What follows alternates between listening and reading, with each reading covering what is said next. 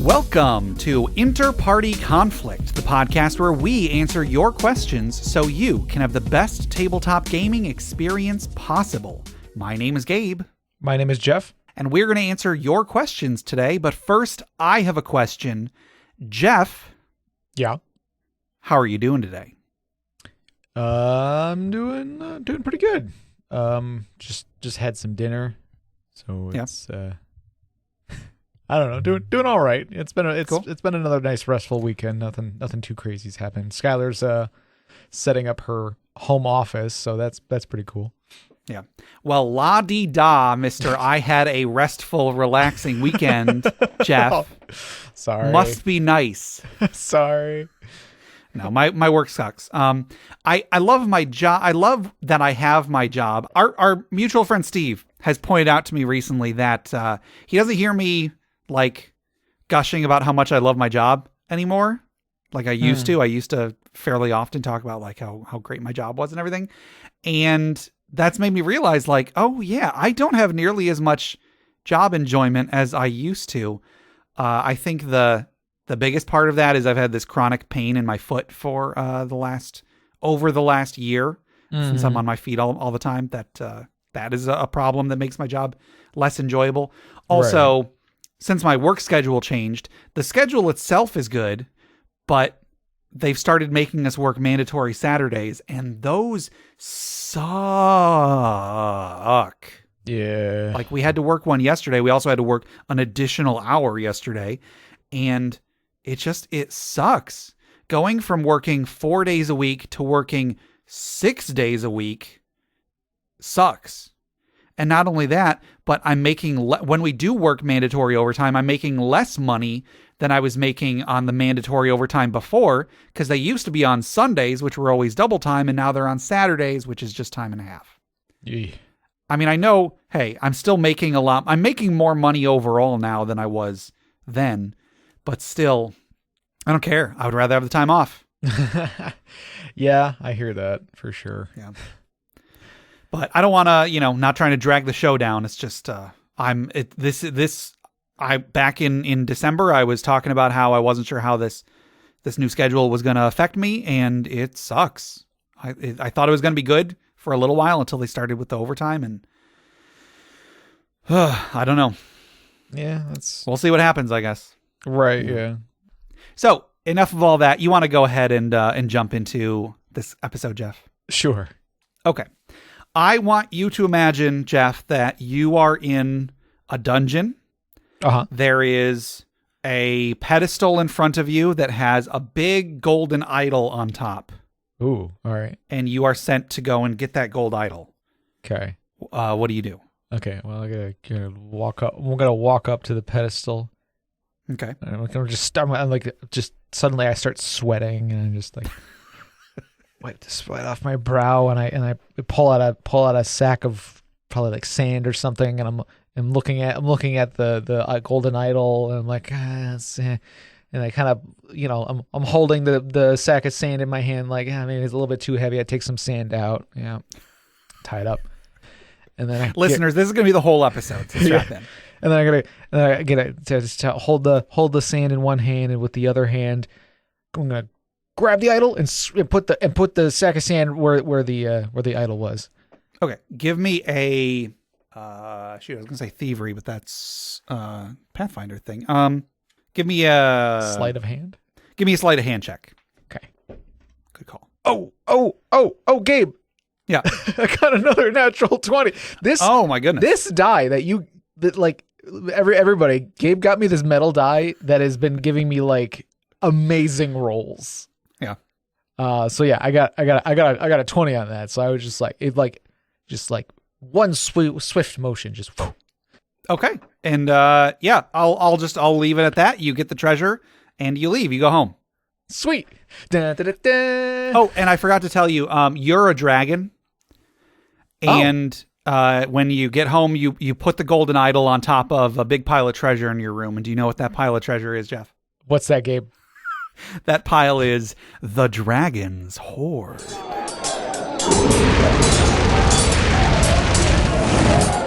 Yeah, I've finally become the dragon's hoard. Yep. The real dragon is the friends we've met along the way. Okay. So today's magic item was submitted by Black Magus 2651 via Discord, and the item is the MacGuffin. A metallic 3-inch ball, the MacGuffin is a unique item. It contains a powerful internal wish spell. Once per full moon, when faced with an unsolvable problem, the owner holds the ball in their palm, concentrates on the issue, and speaks the command phrase, Deus Ex Machina. It turns into what is needed to pass, even a key or a door. Nothing bigger than a 5-foot cube or weighing more than 500 pounds. The item must be attuned. Mundane items that it turns into last 1 hour. Magical items 10 minutes. It can be thrown as a weapon, deals 1d6 damage with a DC 12 save, or be stunned for 1d4 rounds. And a 50% chance of immediate redirection to the closest creature with the same attack roll, damage, and stun applying. It pops like a bubble on the last successful hit, and after any use, it returns in 1 hour. So yeah. So this is, I'm more interested in the first function that it has, but I do like the weapon that you can use it as. You basically throw it and it bounces around. It's a ping pong ball. It's kind of like a ping pong ball, yeah. It's a pinball, yeah. Yeah. It's, you know, it's not super powerful. It's a D6 damage and the DC is only a 12, but hey, if you get stunned, you get stunned. And then right, yeah. That's a, you know, it comes back in an hour, although I guess you can only use it once per full moon. But yeah, so the main use of this I would consider is that you can pretty much turn it into anything that will solve a problem for you. If you need to get through a door, it turns into a key. If you need to get through a wall, it turns into a door. If you need, I don't know, if you need a map, it turns into a map. Sure. I don't know. There's kind of endless ideas for what it could turn into. If you needed to kill that lich, would it turn into the lich's phylactery? Ooh, maybe. I like that idea. There's a spell called Find the Path that always struck me as interesting when I was first learning how to play D&D. Find the Path is, in 5th edition at least, it's a 6th level divination spell, and it kind of just it tells you how to get to a location that you name. So like you name a location. I think you have to have something from the location you're trying to get to in order to get there. But you cast a spell, and then it tells you the shortest way to get there. And then if there are multiple paths, it tells you which one is the correct one. I don't remember if this was a function in 3rd edition or if I'm just imagining it. But I feel like before it would also tell you if there was like a password you needed to get through a door. It would tell you the password. And so on. And I've always liked things like that. I know that these sorts of things are kind of meant to be a challenge, you know, finding the password, finding the path through the dungeon, and so on, are meant to be, you know, the journey is the destination to an extent. But I've always thought that it is cool if magic could solve something like that. You imagine in a world where, you know, people are coming up with magic spells left and right in order to make their lives easier. It would make sense that someone would come up with kind of a catch-all divination that's just like, no, here's everything you need to get where you need to go. It's not interesting, but it's still, I like that it exists in the world. Similarly, I like how this magic item serves a similar purpose. It's just if you need, you have a specific problem, a specific conundrum, and you need a particular thing to solve it, the MacGuffin turns into the thing that you need. And I really like that. I love the idea of a catch-all magic item that can turn into anything once, or once per full moon, or whatever. I almost wonder if I would like this better if it was a consumable, like you could just use it the one time. Right. And so I don't know. I like that sort of an idea of like putting something into a campaign and saying, if this is a get out of jail free card, if there's ever a time where you have an obstacle you can't overcome, this thing will do it. Just the one time. However, as a player, I know that I would never use it. Right, yeah. I would always exhaust every possible solution otherwise. Yeah. If it's consumable, even if it's a once per month consumable, I'd be like, something more important might show up. But yeah, I mean, it's kind of hard to talk about this item because there isn't really a ton of its use is going to be whatever you need it for in the game. So right, we can't really talk about its uses without being in the game to use it, Right. And I mean, there is a limitation of the size too. So like, Sure. It's like if the problem is, oh no, we have to defeat this Tarrasque, it's not going to turn into a good aligned Tarrasque, Unless it's a really small good aligned Tarrasque. Ooh, one that you could ride like a mount and be like your best friend. What? Jeff, here's what it does. It turns into the Tarrasque's estranged son. Dad! And Dad, you gotta go back to bed now, Dad. And so then, they go off peacefully, and then the day is saved. Yeah. So again, I don't really have much else to say about this, but thank you very much, Black Magus 2651. Once again, that was the MacGuffin submitted via Discord. So that'll do it for the Dragon's Hoard.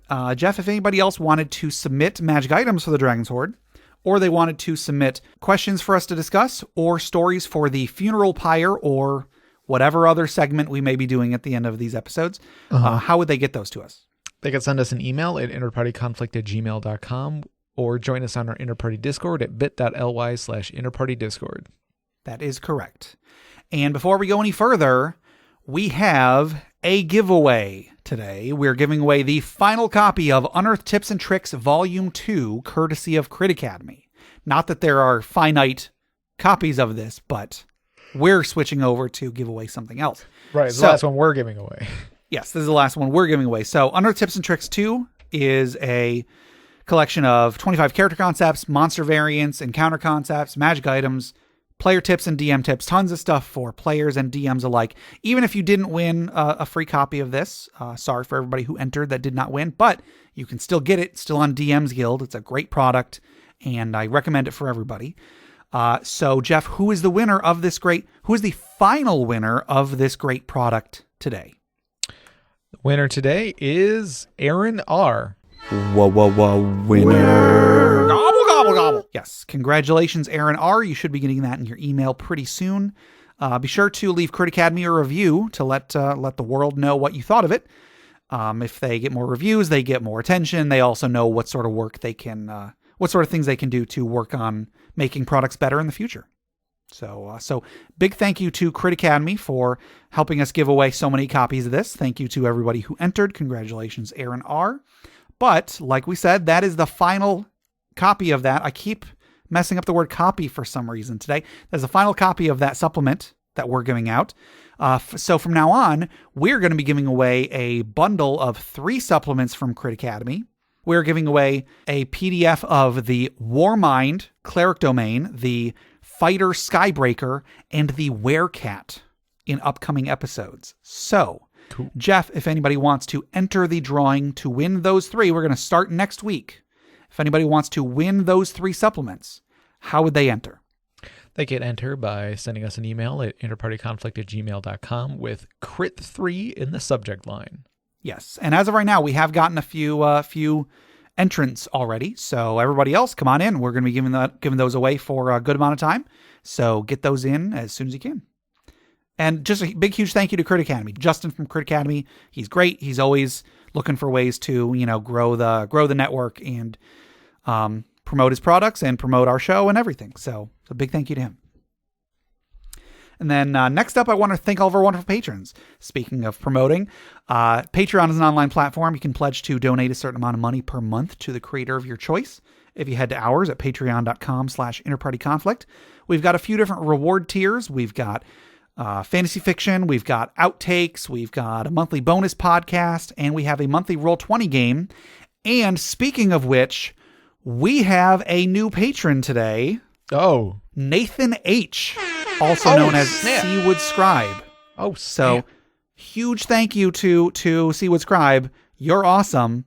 We're gonna love having you in our Roll20 games and so on. So big thank you to Nathan H. Yeah, thanks a lot. Actually, it's sort of weird because like the screen name Seaward Scribe like appeared in my brain the other day. Like and for a second I couldn't place what it was, and I was like, "Oh, Seaward Scribe, what's that from? What is that from?" And I'm like, "Oh, it's It's one of our listeners. I was like, oh right, it's one of our contributors. Yeah, he also created Strahd's Manual of Shadow, which we were giving away in October. Yeah, exactly. Yeah, I was like, oh right, yes. But yeah, so big huge thank you to Nathan H. You're awesome. Thank you to all of the rest of our patrons as well. We really appreciate that you guys are willing to give us your hard-earned money. I know that things are tough right now, and if anybody had to cancel or reduce their pledge, no worries. It's happened. It's happened to all of us. So we're just thankful for all the people that have contributed and continue to contribute. So big thank you to all of you. And one more quick thing, just check out the other podcasts on the Crit Nation Fellowship. Jeff, we mentioned last week that that D&D Character Lab they were having some difficulties. Mm-hmm. They just released another episode.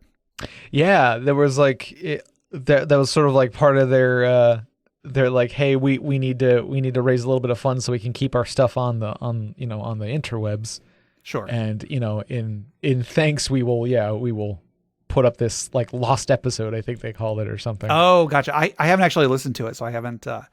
I didn't realize that's what it was. But yeah. So check them out, D&D Character Lab. They've got a GoFundMe to try and keep their stuff hosted and such. So if you go check them out. Also check out Crit Academy, of course. CritAcademy.com. Justin, Ian, and Austin create new and reusable content for players and DMs alike. They're a great podcast, great guys, so check them out. Also check out the Kind GM podcast and Brute Force and Ignorance, two other great podcasts on the network as well. We got some great stuff on here, so check all of us out, I guess you're already checking out one of the podcasts, us. So speaking of which, let's get into some questions, Jeff. Okay. All right, our first question comes from Mark H. on Facebook, and they ask, do potions have a shelf life? If a potion has gone off after 100 years, what are some of the changes that might occur, and how would the identify spell react?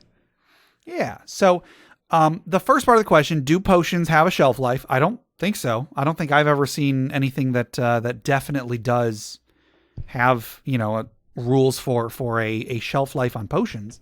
Right. But, I mean, I kind of like the idea that they might. Right, yeah. You find a an old potion bottle in a, dark dungeon that's been locked up for thousands of years. Like, is that potion going to function as well as it did when it was first made? Yeah. Is there an expiration date on potions? Like, I think that's a really cool idea. Yeah. If you were to give potions a shelf life, what sort of time frame do you think would make the most sense? Do you think like days, months, years? I don't know. I don't know if there'd be like a hard rule. I would make a hard rule for it. Like it might even depend on like by who or where the potion was made. Sure. Like if it was made by an elf, I would think it would last a while. Because elves are gonna keep that in mind. That like it's like, well, I'm around for 1,000 years. I'm gonna make this now. I might not use it for 100 years, so it's gonna be good. But hopefully, it's gonna be good by then. Sure, that kind of a thing. But like a potion made by a, I don't know what has short lives or anything like that. But like like half orcs or something. Yeah, like a goblin, or I don't know if goblins have long lifespans, but even still, like, so I think that's just sort of like slapped together kind of a thing. It might have a really short shelf life. Yeah. But yeah, it's like, what happens? Is it less potent? Is it more potent? Is it? Yeah. I think both of those are good. Yeah, is it going to change completely? Like, would a health potion become a poison instead? Sure. I think that with the shelf life, I feel like my initial reaction is to be like, oh well, it's magic, so it's got to have a really long shelf life. So you'll only really encounter this if, I don't know, if you run into like an ancient crypt that hasn't been opened in 1,000 years or something. But that's less interesting because then it's never going to come up, So maybe it is important to do it like potion by potion, or like you were saying, depending on who created it, how it was created. It's really a question of how much work you want to put into developing these rules for potions, I guess. Yeah. And an easy way to deal with potions going over their shelf life the easiest solution is probably just, it doesn't work. Or it works, but it has a diminished effect. The duration is reduced, or if it heals you for less. Yeah. I do like the idea of potions kind of having like the opposite effect. Like if it was, like you said, if it was a potion of healing, now it's a bottle of poison or something. Right. Yeah. Some sort of, or like just some sort of like side effect or something. Yeah. I think I like the idea of side effects the most. Yeah, because that could be something you could throw on like a table that you'd roll randomly, Sure. kind of thing. Like, it's a potion of healing, but it has a side effect, and you roll for it, and it's like, you have a -1 or on these checks or something. Yeah.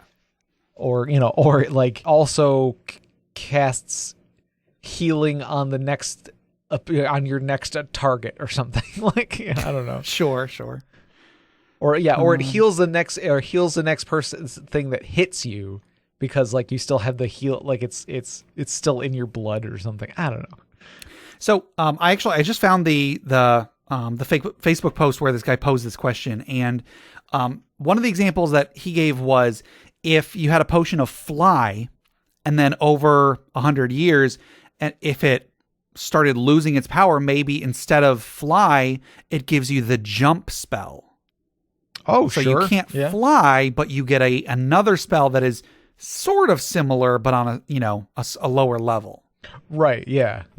That's that. I like that. That's pretty good. Right. I do kind of like that idea. It does require you to think about how each spell functions, and then what would be a lower level version, and so on.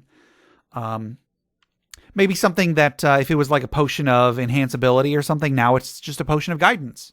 So instead of giving you advantage on skill checks with the chosen ability score, now you just get a plus D4 to your roll instead of advantage. Mm-hmm. Trying to think of what other things you would find potions of. Maybe like instead of invisibility, it just gives you like advantage on hide checks or something like that for a short period of time. Right. Yeah.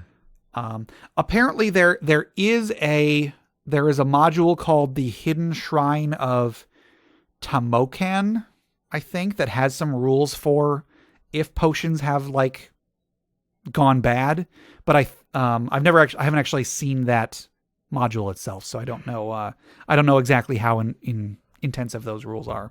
Sure. Yeah. I like the idea of one that's that's meant to be aged. Okay. Okay. So it gets more powerful as it ages. Yeah. So it's just like the longer it's been sitting, the better it gets. Yeah, because that could be something that like they come across an old, alchemist's lab or something like that, and they see like, okay, this is obviously one that's been sitting longer, and this one's been, and this one looks more fresh, and then they, through trial and error, I guess, they find that like, the older ones are way more powerful. Sure. Maybe a potion of expeditious retreat turns into a potion of haste. Sure. Yeah. Over time, Yeah. Oh, like okay, an alchemist, but he's also like he also makes like wine. So it's like he makes magical wine instead of magical potions. It's like he's found a way to like to put spells into wine so that when if the older the wine gets, the more powerful the spell gets or something. Yeah. And one other part of the question, I have some more stuff I want to talk about. That is not necessarily exactly part of the question, but the last part of the question was like, how would the identify spell react to it? Let's say you did come across a version, let's say it's just a potion of fly, but it's super old. What would identify say about it, about possibly altered effects of it? Would the identify just show it as a potion of fly? Would identify show it as a potion of fly, and you can tell that its power has diminished, that its power has gotten stronger, or would the identify spell recognize it as something else? Right. It's in 5th edition where they made identify a little bit like too much, right? Am I thinking about that right? Or wait, choose one object you must touch throughout the casting the spell. If it is a magic item or some other magic imbued object, you learn its properties and how to use them, whether it requires attunement to use, and how many charges it has, if any. You learn whether any spells are affecting the item and what they are. If the item was created by a spell, you learn which spell created it. If you instead touch a creature throughout the casting, you learn what spells, if any, are currently affecting it. Or maybe it was like attuning. I think it was attuning, like when you attune to something, you like automatically know everything about it, kind of a thing. Sure, probably. So maybe like I guess the identify spell would probably explain the situation in some amount of words. I guess it would just be like, like this is a potion of fly, but it seems to have lost its fizz or something. Okay. But there's got to be like you can make like Arcana checks or something. You can make like a knowledge check of some kind to figure out what it is. And I feel like that's where the fun is. Where like if they don't roll like super duper high, you could be like, it's a potion of fly. It's just a dusty bottle of potion of a potion of flight. Yeah. And then they drink it and find like, oh, it's got a real stale taste to it. Yeah. And you go to fly and no, not so much, but hey, you jump pretty high, Sure. Although I think the jump spell only like works the once. But I guess in this edition I think so, yeah.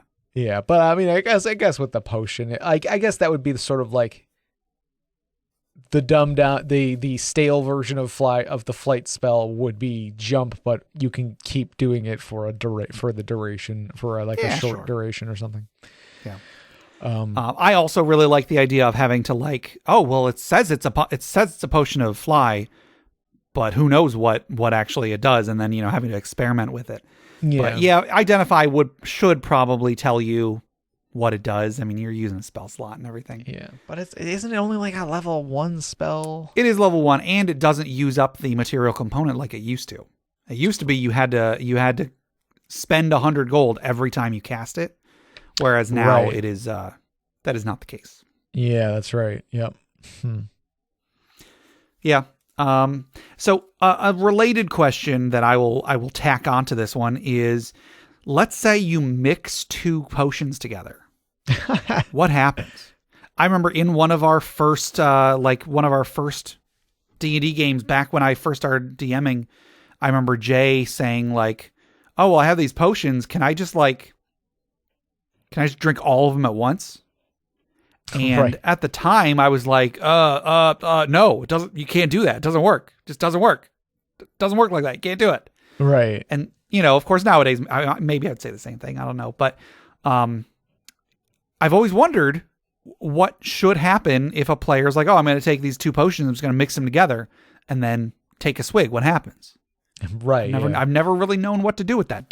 Do you get both of the effects at a reduced duration? Do you get one of the effects and not the other? Do you get neither? Does something completely separate happen? Right. Yeah. Well, if you're putting them together, do you get a different spell? Like if you put haste and fly together, what do you get?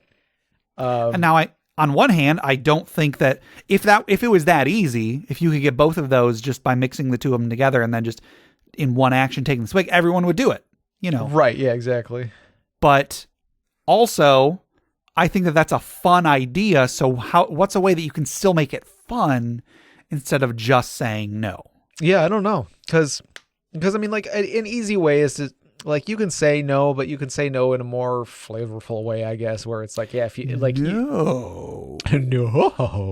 Well, it's just like, cause I don't know. It's just like thinking of it in a way of like chemistry or something. Like if you're mixing, you might mix 2 things together and it might just basically like, cancel they might cancel it out or something, like sure. It might one ingredient in one and mixes with another ingredient in the other that just that spoils the whole batch kind of thing, where it just sure. it's not going to work and it might actually turn into a poison or something. Because if you mix like acids and bases and alkaline substances with acidic substances, I'm not exactly sure what happens, but I'm pretty sure that's a bad idea. Yeah, I mean, it creates some sort of a reaction. Yeah, it's like you don't want to, at least not a strong base with a strong acid. I don't think you want to mix those 2. I never got far in chemistry. So I wonder if maybe, I mean, this all depends on, again, how much work you want to put into actually developing a system like this, because you don't want to put in a bunch of work and then have the players not engage in it. I'm wondering if maybe an idea for just like a blanket statement for mixing potions would be that potions instinctively do not mix. If you mix them together, they almost instantly separate. So there isn't really... So, like, number one, you can't combine them. And number two, if you do combine them, you can separate them back out. You didn't just waste 2 potions. But then, if you were... I don't know, if you feel like engaging in this in the system, maybe you could... There could be rumor that there are certain combinations of potions that can mix together, and when they do, their effects are amplified or something. And so maybe the big bad of the campaign is trying to find rare potions that they can then combine and become all powerful or something. Right, yeah. I don't know. It's something. It's a fun thing that you could do something with this if you want to try it, but then the question is, how much of the player is going to engage, and is it going to be worth all the effort, I guess. Right, yeah. So yeah, to answer the question, they don't have a shelf life, but they could. Yeah. And that's a fun idea. Either have them get more powerful, less powerful, or something wacky happens. Right. And Identify should probably tell you what it does, unless you have a really good reason for it not to. Right, yeah. Like maybe it identifies it, but it leaves a question, it'll like sure. It'll be like, this is a potion of flight. I don't know. Like the identify spell actually puts a question mark on it. There's a potion of fly ? If you are going to give them additional effects, like let's say you can drink the expired potion of fly, but also you're going to be like vomiting acid or something for the next round. Have identify the basic effect, like the standard effect, and not identify what the secondary effects are. Maybe it'll say that there are secondary effects, but don't say what they are. Gabe, what does magic have a shelf life? Has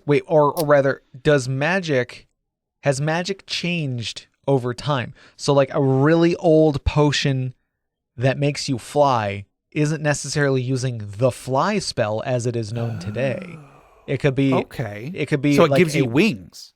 It might give you wings. So like it still does what it's supposed to. Yeah. But it's like it's a different version of what they would expect. Like so. Okay. So like most wizards these days are using the fly spell and they just kind of float around and it's like all elegant and stuff. But like the fly spell of olden times, like you sprouted these grotesque wings that you could fly around with. Okay, I'm gonna be honest, Jeff. This is an amazing idea. I love it. If someone from the future comes back and uses a fly spell, it conjures up like a flying recliner that has like a built-in drink dispenser. Right. Yeah. Like, real fancy. I mean, I really like that. I like the idea of, magic used to do different things. Magic has evolved. If you can find an old source of magic, it'll still do the same general idea. It'll get the job done, but it'll happen in a way you're not used to. Right. It might be like you could dress it up as like that's just sort of like the trend that wizards had back then. Sure. Or it could be that was just like it was more like a primitive technology kind of a thing where like stuff has like they've figured it out as time has gone on. They've figured out the spell better and better, and it's gotten more refined. Sure. So it could just be like. It's like, wizards back then were just really into wings. I don't know. It was just... If you find a spell from, the year 2021, it adds RGB to everything. Right. Yeah, you're just like... all the material components cost like 20 gold more, but you look amazing. I think that's a really good idea. Having old magic and modern magic be slightly different in some way, in some noteworthy way. Right. Yeah. Expeditious Retreat just gives you like roller skates. The old version of it does. Sure. Heelys. Yes. That's the old version.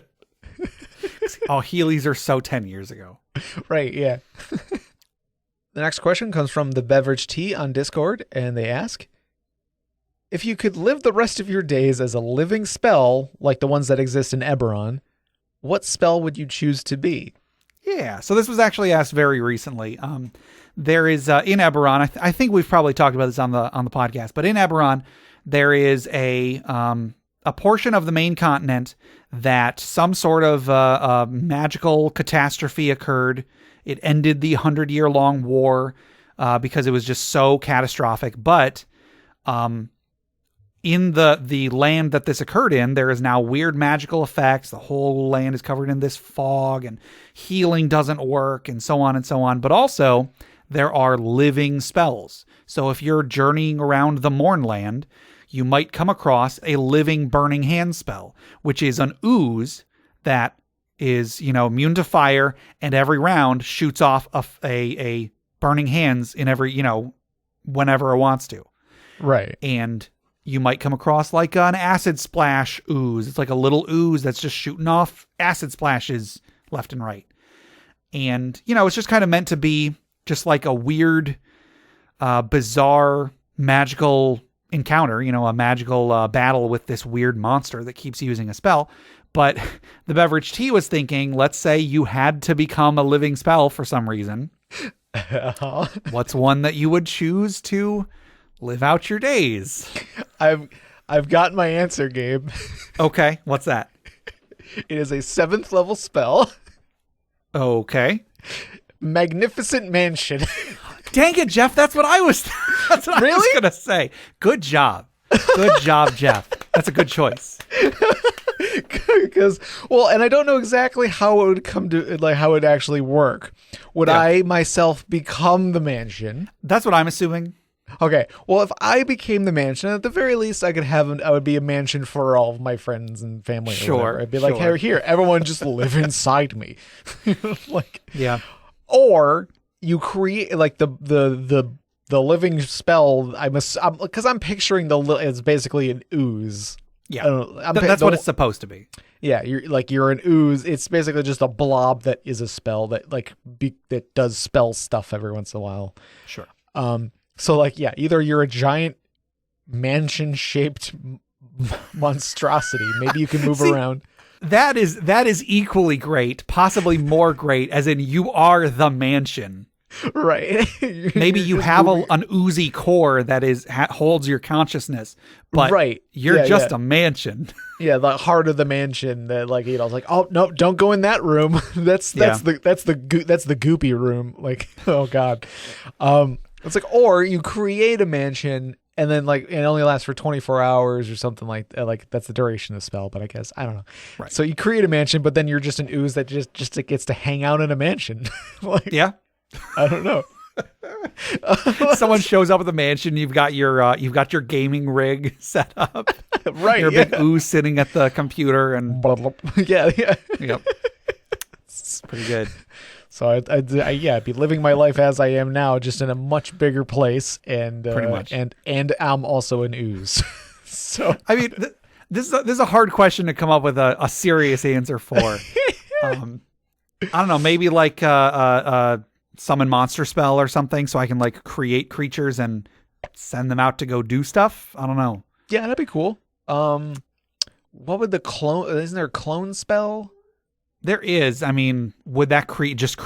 Oh man, if it just created clones of you, you were an ooze out in the Mournland that was just endlessly creating clones of yourself. Oh, clones of you as yourself. I mean, right.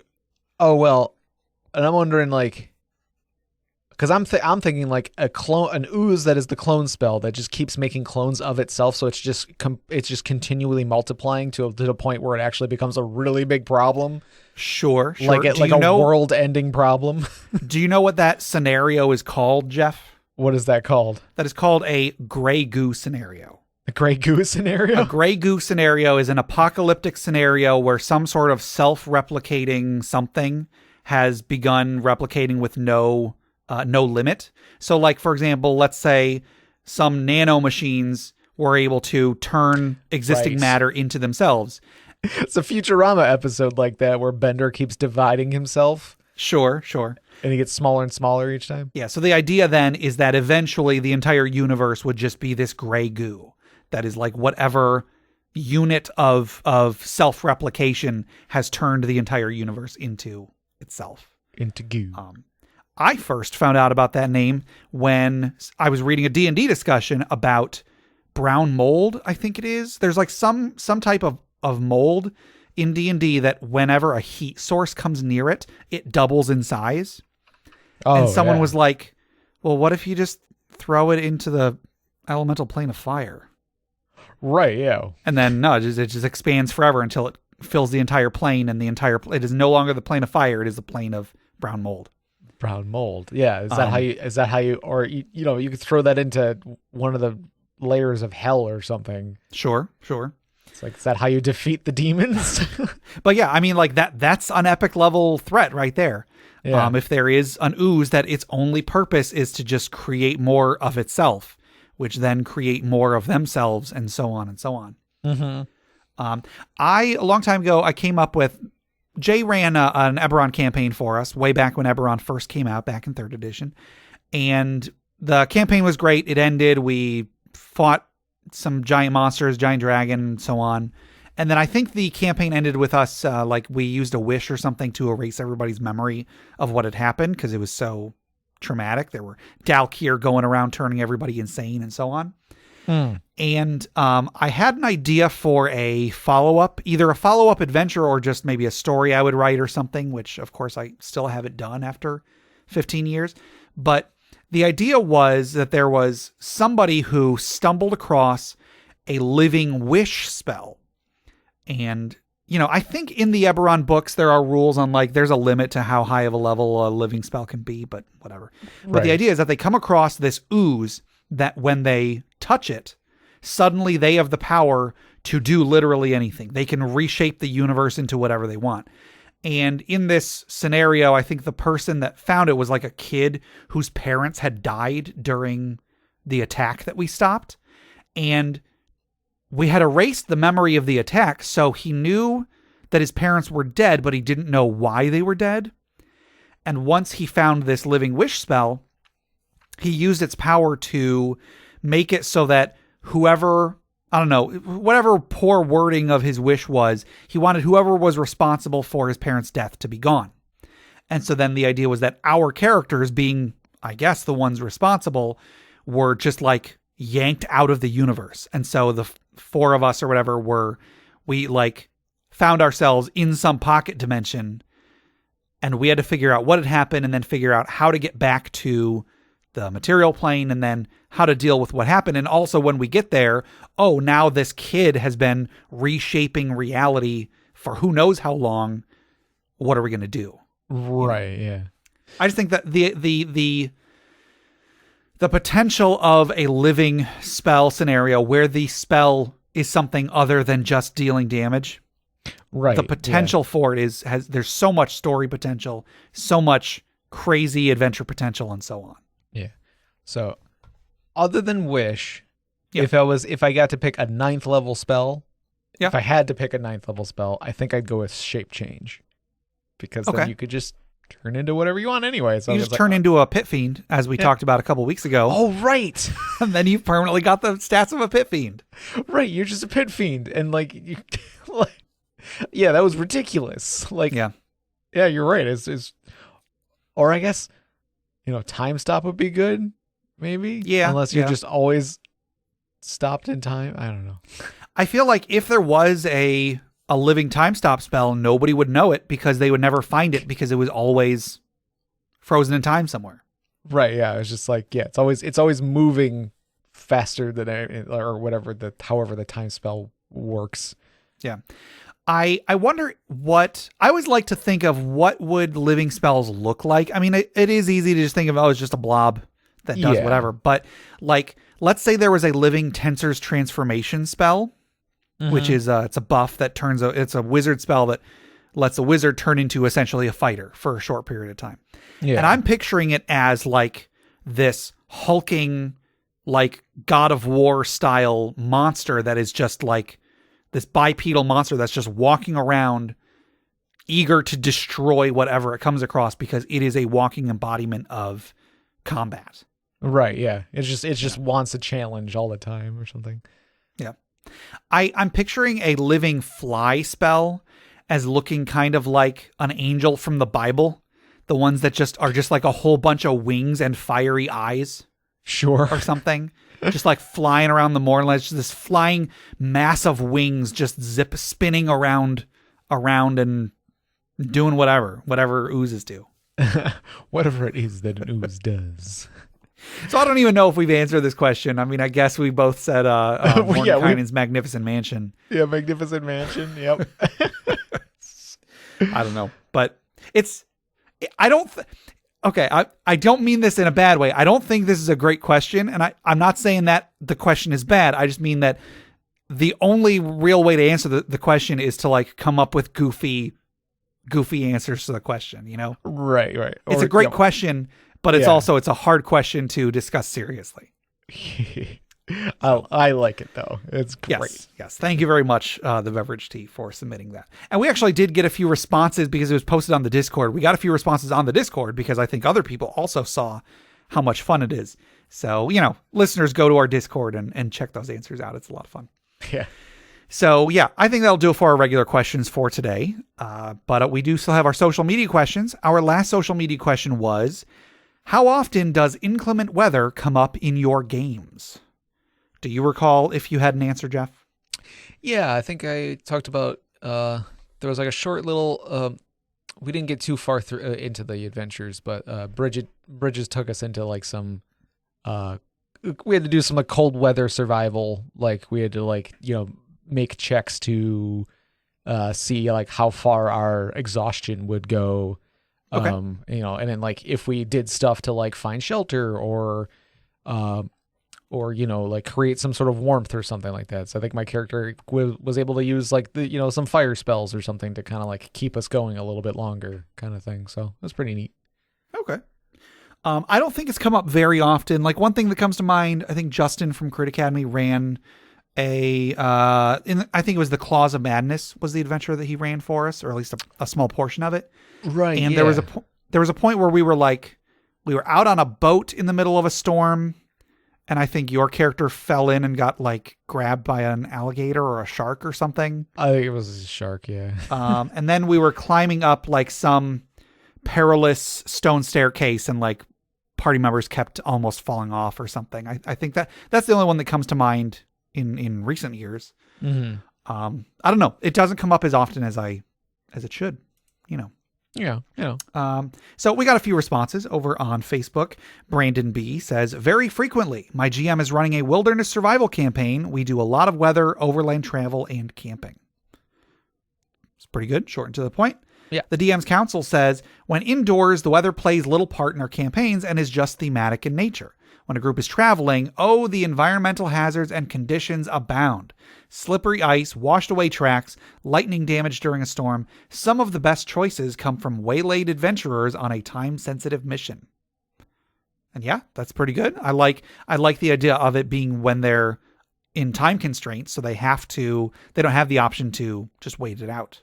Mm-hmm. There have been times I've gotten to work, Jeff, and like my workplace is very large, and so I always have to park very far away. There have been times where I've gotten to work and it is just pouring rain. And I have to think, well, should I sit in my car for 5 or 10 minutes and hope that it gets less rainy? Right. Or do I just run through the rain and, you know, go from there? Yeah. Yeah. That is one of those things where it's like the second you get to where you're going, it stops raining. Of course it stops. Like, yes. Right. Or it's like, well, no, I'll wait. And then you wait and it just gets worse. Like, yeah. Like, oh, man. And before anybody tells me, Gabe, just get an umbrella, my response is no.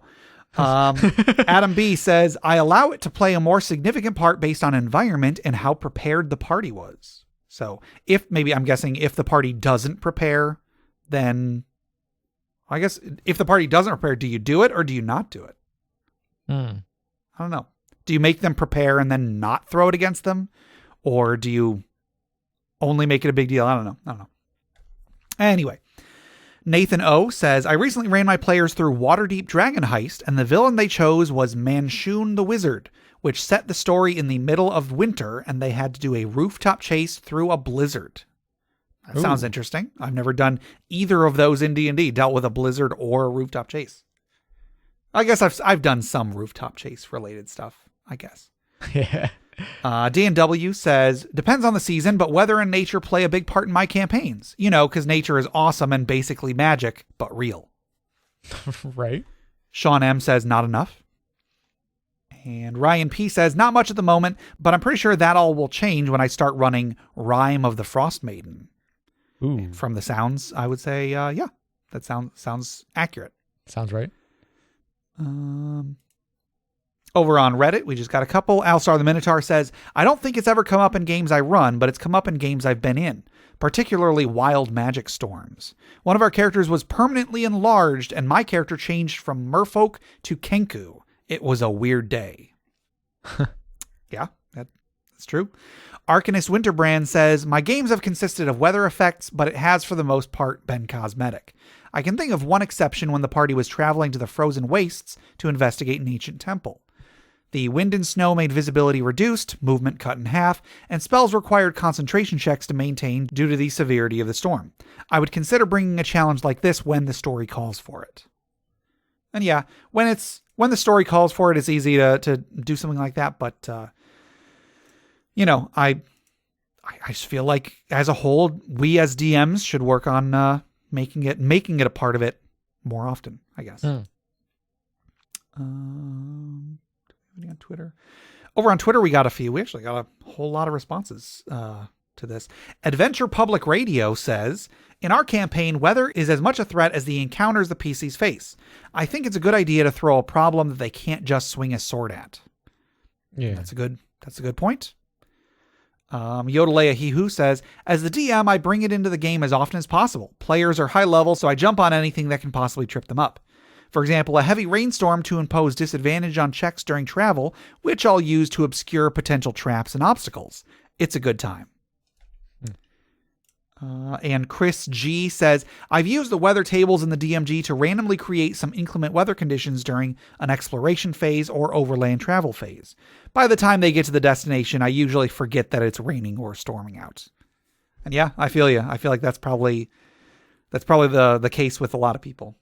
And we only got a couple on Discord. The Beverage Tea says, once the end result was my character ran for shelter and the other characters continued outdoor exploration around the castle to my great silent annoyance. So they just didn't get to participate then. Sure. Peace Roy Pancake says, I tried it before with snow and freezing temperatures, but I didn't really implement it well. If I were to do it now, well, I probably wouldn't. My party isn't that interested in the whole exploration thing much. Or maybe I just didn't do it well enough. But the bottom line is I would not use it unless I was confident that A, I could pull it off well, and B, my party was interested. And yeah, if your party doesn't care, don't bother. That's true. That's true. Yeah. And then just one more. Deborah Soar says not enough. So yeah, I agree. Not enough. So those were our responses to that question. Thank you, everybody who wrote in, as well as the ones we didn't get to. Our next social media question, though, is what are some brands or companies you think should start producing D&D content? So I don't know if you guys remember, but I think sometime last year, Wendy's made like an adventure module. Oh, I think. Is that right? They did. There is a Stranger Things adventure module that you can play through. That's I also true. have Dungeons and Dragons versus Rick and Morty as well. So Sweet. and I'm sure there's more. So like, yeah, there are lots of brands out there and other kinds of media that have started to dip their toe into creating tabletop content. So yeah, what are some ideas you guys have for what companies should make some content? Yeah, well, I was gonna say Netflix, but isn't Stranger Things is a Netflix I believe production? so. So I mean, I guess they kind of already have done it. Yeah, to an extent, yeah. To an extent, yeah. So like, but yeah, I was thinking like, companies, big companies that have like, cash to throw around like that to make a thing. Yeah, I don't know. I can't think of anything else off the top of my head, but that's a pretty interesting question. Yeah, I don't really have many ideas. I mean, it just would be cool if more companies got on the bandwagon. You know what I mean? Sure. Yeah. So, I don't know. I'll see what our listeners have to say. And yeah, I think this will be a fun one to discuss when we do have some listener feedback. Ooh, maybe like Twitch, which I guess would be Amazon. So yeah, I don't know. Yeah, no, everybody's pretty against Amazon currently. Right. I don't want to don't want to give them more of your money.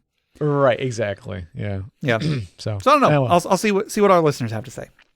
Yep. Well, that'll do it for our questions for today. But before we close out, let's wind down. Let's take a deep breath. Let's remember those who have come before us, who have given their lives that we may have a better world to live in, as we toss another log onto the funeral pyre.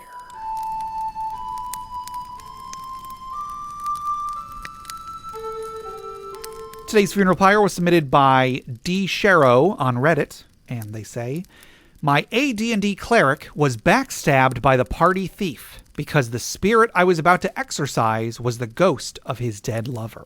Oh. It caught me completely off guard, both in and out of character, and killed my character 3 times over. With the backstab multiplier, did enough HP damage to take me out, but he rolled a natural 20, followed by the instant death headshot result on the DM's crit table. Oh, and goodness. I blew my save against the save or die poison on the blade." So yeah, I was just assuming it was like, oh, triple damage, or like triple their hit points worth of damage. Like, no, they died from the damage, from the died from the crit table result, and died from the poison. And the poison.